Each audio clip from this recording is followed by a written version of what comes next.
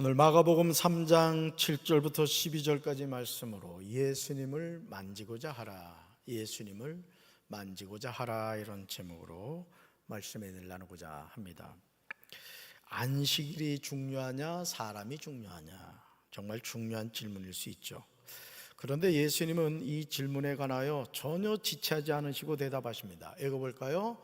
안식일이 사람을 위하여 있는 것이요 사람이 안식일을 위하여 있는 것이 아니다. 아멘.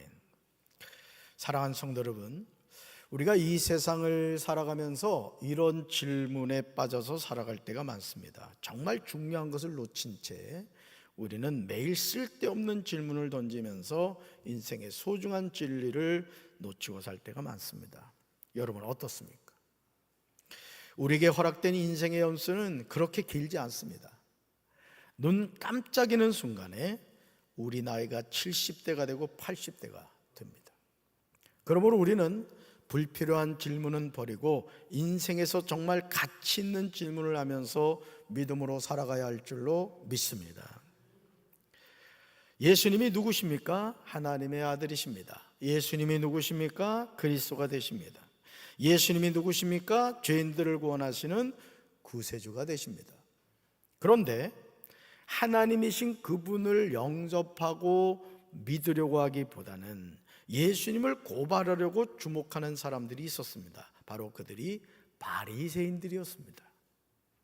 오늘도 마찬가지입니다. 죄인이 죄 문제를 해결할 수 있는 유일한 길이 예수님을 영접하고 예수님의 이름을 믿는 것 외에는 없음에도 아무리 복음인 예수님을 전해도 도무지 복음을 받아들이지 않고 거부하는 이들이 많습니다.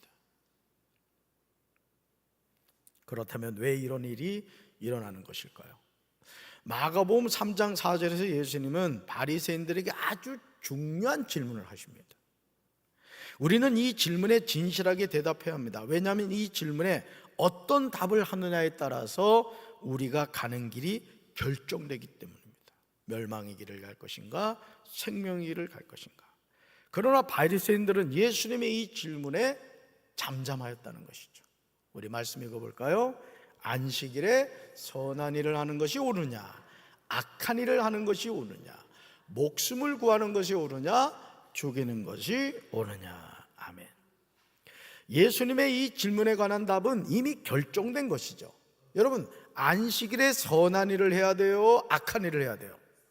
당연하죠. 또 목숨을 구하는 것이 옳습니까? 죽이는 것이 옳습니까? 당연히 구하는 것이 옳죠. 그러나 놀랍게도 이미 정답이 정해져 있는 이 질문에 관하여 바리새인들은 아무런 대답도 하지 않았다는 거예요.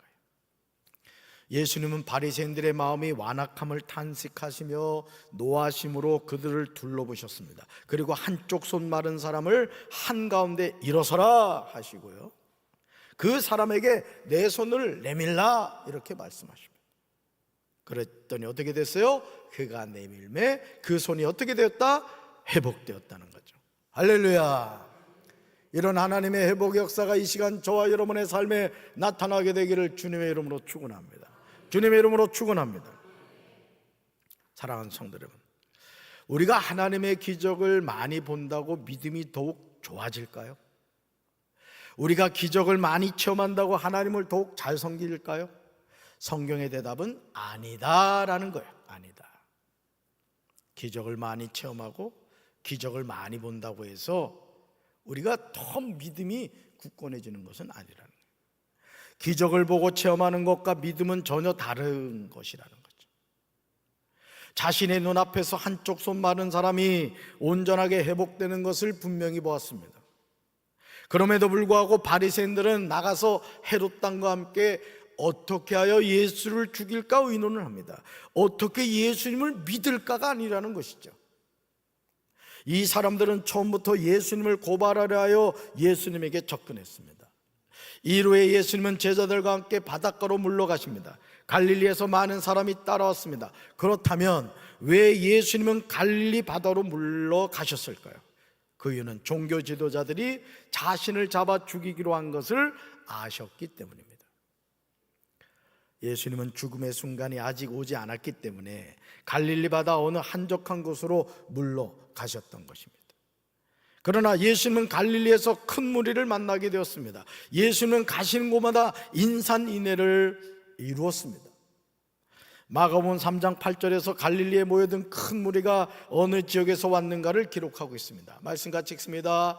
또 유대, 예루살렘, 이두메, 요단강 건너편 두로와 시돈 근처에서도 많은 사람들이 예수님의 하신 일을 듣고 몰려왔다. 아멘.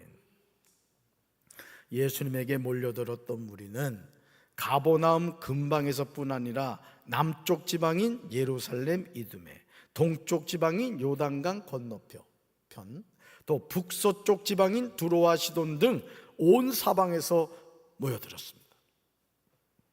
그렇다면 무엇 때문에 이들이 모여든 것일까? 읽어볼까요?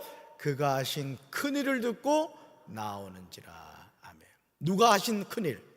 예수님이 하신 큰일을 뭐하고? 듣고 나왔다는 거예요.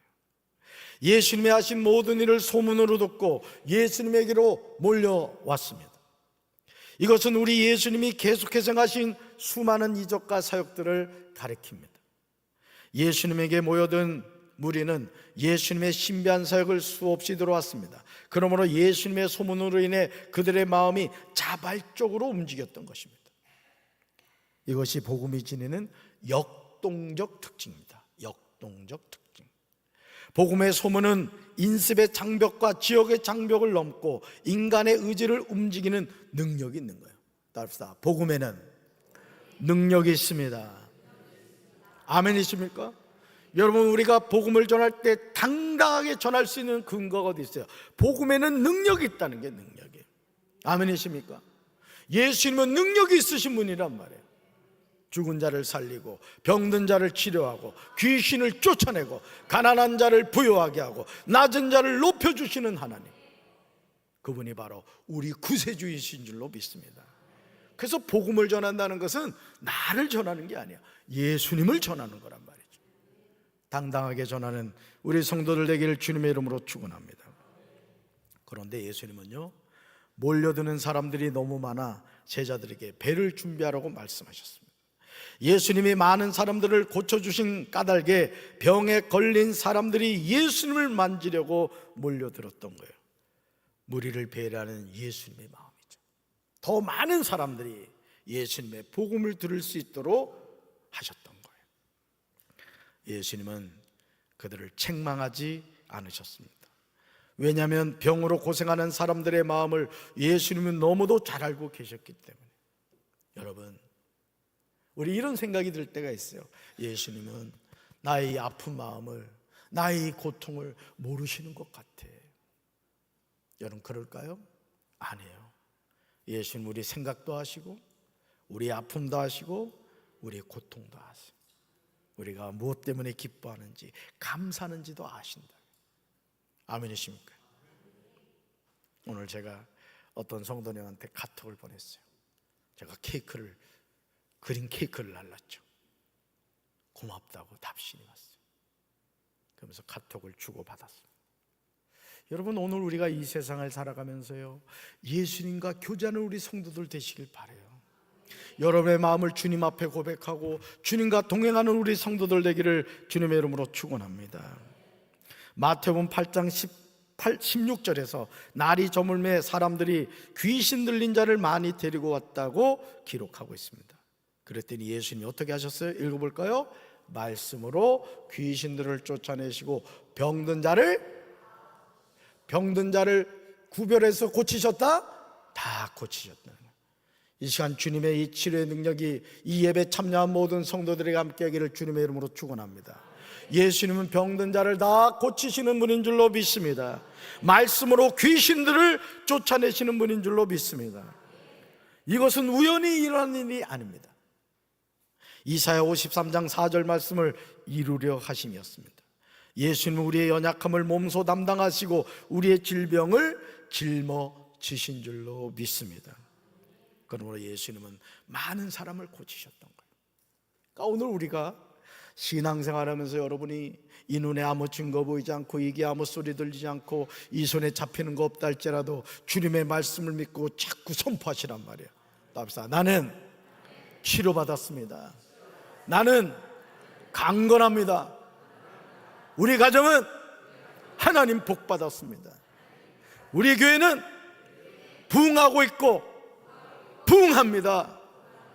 우리나라는 뭐요? 좋은 나라단 말이에요. 아멘이십니까? 지금 전 세계가요 우리나라를 주목하고 있다. 왜? 애국가에 하나님이 보호하사 우리나라 만세란 말이에요. 만세. 세상의 국가 가운데 하나님이 보호하사 우리나라 만세, 그런 가사 들어간 나라는 우리 조국 대한민국밖에 없단 말이에요. 아멘이십니까? 지금 어떤 병으로 고생하고 계십니까? 예수님을 믿음으로 만지시길 바라요. 이번 주에 어떤 집사님이 목양실을 찾아오셨어요. 그러면서 무슨 말씀을 하시냐면, 제가 12의 혈루증을 앓던 여인이 예수님의 옷자락을 만졌더니 낫다는 말씀을 선포했잖아요. 그랬더니 이 집사님의 마음에 그런 감동이 생긴 거예요. 목사님한테 와서 기도하면은 치료받겠다는 믿음이 생긴 거예요. 그 기도해 드렸죠. 그러니까 여러분, 오늘 우리가 하나님을 믿고 사랑한다는 것은 뭘 의미하느냐? 하나님의 역사는 지금도 내 삶에 일어난다는 거예요. 그 하나님이 누구 하나님이요? 나의 하나님이란 말이에요. 나의 하나님. 아멘이십니까? 예수님 당시 수많은 사람이 예수님을 만지는 행위를 통하여 병 고침을 받으려고 너도 나도 예수님을 만지고자 밀어냈던 것처럼 간절한 마음으로 예수님의 옷자락을 만지시기 바라요. 어째 아멘이래 시련찮아. 예수님의 옷자락을 만지시기 바랍니다. 그렇게 할 때 기적이 일어나게 될 줄로 믿습니다. 예수님이 병으로 고생하는 자들에게 긍휼을 베푸신 것을 우리는 기억해야 돼요. 마가복음 3장 10절에 나오는 병은요, 채찍, 고통 등을 뜻하고 있어요. 특별히 매우 만성적이고 나와야 되는데, 매우 만성적이거나 치명적인 질병을 가리킵니다. 여기서 말하는 이 병이라는 것은요, 어떤 병이라고요? 매우 만성적이고 치명적인 질병이라는 거죠. 마가복음 5장 29절과 34절에서 혈루병에 걸린 여인의 특수한 상태를 가리킬 때 바로 이 낱말이 사용됐다. 12회를 혈루증을 앓았단 말이에요. 자신이 가진 재산을 다 의사들에게 갖다 줬는데 병을 고치지 못했을 뿐만 아니라 병이 더 중해졌던 차에라고 나온 말이에요. 근데 이 여인에게 어떤 믿음이 생기죠? 내가 예수님의 옷자락을 만지기만 하면 이 병이 낫겠다는 믿음이 생긴 거예요. 누가 주신 거예요? 하나님이 주신 거란 말이에요. 그러니까 여러분, 오늘도 우리가 주님의 이 믿음을 통해서 하나님이 고치지 못할 병이 있다 없다? 없다 이거예요. 고질 병이 있다 없다? 없다 이거예요. 아멘이십니까? 나는 우리 교회 모든 성도들이 어떤 육신의 병을 갖고 있다 할지라도 다 치료함을 체험하게 되길 주님의 이름으로 축원합니다. 예수님은 그 병의 원인이 어떠하든 간에 그 모든 소원하는 자들에게 치유의 용서를 베푸셨습니다. 그러므로 예수님은 인류의 구속자요 의원으로서 병자들의 죄를 용서하시고 그들의 병을 치료하시는 줄로 믿습니다. 사랑하는 성도 여러분, 지금 병으로 고생하고 계십니까? 그렇다면 예수님을 만지고자 하여 몰려들었던 많은 사람처럼 예수님 앞으로 나오시기 바라요. 아멘이십니까?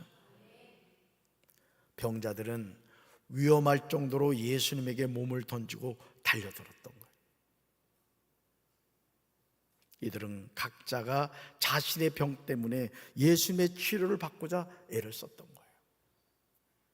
마가복음 3장 11절에서 우리는 놀라운 장면을 보게 됩니다. 그것은 더러운 귀신들이 예수님을 보기만 하면 예수님 앞에 엎드려서 소리를 치는 거예요. 이렇게요. 당신은 하나님의 아들이십니다. 누가 지금 이 고백을 하고 있어요? 귀신들이. 당시 사람들은 예수님이 누구신지 몰랐지만 귀신들은 예수님이 누구신지 정확하게 알고 있었습니다. 얼마나 놀라운 일입니까? 당시 예수님에게로 몰려든 수많은 사람들이 예수님이 누구신가를 아직 깨닫지 못하였어도 영적 존재인 귀신들이 예수님을 알아본 거예요. 귀신이 귀신처럼 알아본 거예요. 바로 예수님이 하나님의 아들이시라는 사실. 따라서 예수님이 하나님의 아들이십니다. 그러나 귀신들이 예수님을 알았다고 해서 그들이 구원을 받았다는 것은 절대 아닙니다. 왜냐하면 귀신들은 사탄의 부하로서 끊임없이 성도들과 하나님을 대적하다가 장차 멸망의 심판을 당할 것이기 때문입니다. 요한계시록 20장 10절에서 사도 요한은 이 사실에 관하여 우리에게 지체하지 않고 정확하게 전하고 있습니다. 말씀 같이 읽습니다. 그들을 유혹하던 마귀도 유황이 타는 불못에 던져졌습니다. 그곳은 짐승과 거짓 예언자가 있는 곳이며 거기서 그들은 밤낮 끊임없이 고통을 당할 것입니다. 아멘. 사랑하는 성도 여러분, 성도들을 유혹하던 마귀도 유황이 타는 불못에 던져집니다. 그곳은 짐승과 거짓 예언자가 있는 곳이며 거기서 그들은 밤낮 끊임없이 고통을 당하게 됩니다. 우리는 하나님의 무서운 심판이 있음을 명심해야 합니다. 예수님을 따라다니는 많은 사람들은 예수님이 누구신가를 아직 모릅니다. 그런데 귀신들은 예수님이 누구신가를 너무도 정확하게 알고 있었던 겁니다. 그러나 예수님은 귀신들이 예수님을 드러내지 못하도록 그들을 엄하게 꾸짖으셨습니다. 왜냐하면 아직 자신이 누구인지를 밝혀야 할 때가 오지 않았고 귀신들이 자신에 대하여 말하는 것이 적합하지 않다고 생각하셨기 때문입니다. 그러므로 이제 병으로 고생하는 자들을 고치시는 우리 예수님의 능력을 체험해야 될 줄로 믿습니다. 그래서 주님은 어떤 병이든지 능히 고치시는 분입니다. 주여, 나의 병을 깨끗하게 고쳐 주시옵소서. 고쳐 주시옵소서. 아멘이십니까? 읽어봅시다. 예수님은 많은 사람을 고치셨습니다. 아멘. 병으로 고생하는 자들이 예수님을 만졌을 때 어떤 고질병도 치유함을 받은 줄로 믿습니다. 읽어봅시다.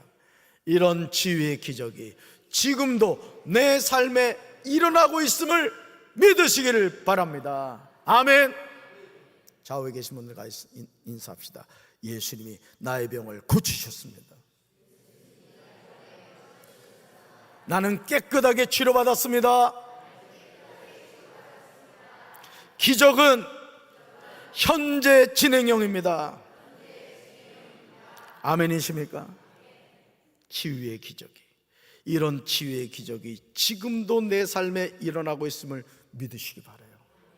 이 기적의 주인공이 되시기 바랍니다. 입술로 선포하세요. 주님이 나의 병을 고치셨습니다. 나는 예수의 이름으로 고침받았습니다. 아멘이십니까? 그 주님이 누구 주님? 나의 주님, 나의 구세주, 나의 메시아, 나의 구원자가 되신 가슴에 손을 칩시다.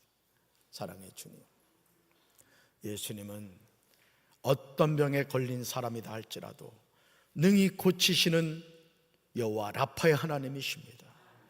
오늘 우리가 이 예수님의 능력을 믿고 예수님의 옷자락을 만지고 날마다 예수의 이름으로 기도함으로 기적의 주인공이 되게 하옵소서. 이제는 우리 주 예수 그리스도의 크신 은혜와 하나님 아버지의 한없는 사랑과 성령님의 교통하심이 예수 그리스도의 이름으로 깨끗하게 치료함 받아 간증하며 살기 원하는 사랑하는 주의 백성들 위해 이제부터 영원토록 함께 하시기를 간절히 축원하옵나이다. 아멘.